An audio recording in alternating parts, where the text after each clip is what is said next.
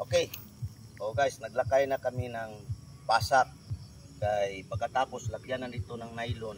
Ganyan. Pagkatapos mag-umpisa ng magkuhan dito sa trellis sa nylon. Kasi malaki na ang atsal natin. Oh. Ito na. Oh. Tingnan mo. Oh, mayroon ng bunga. Oh.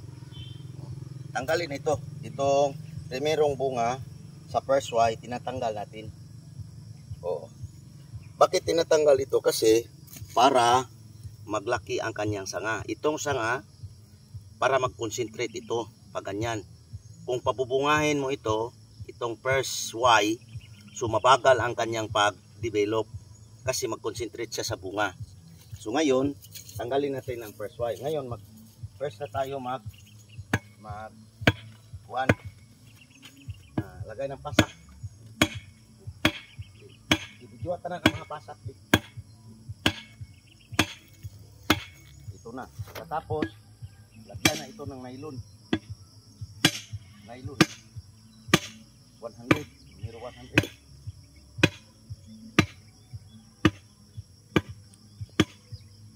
Okay.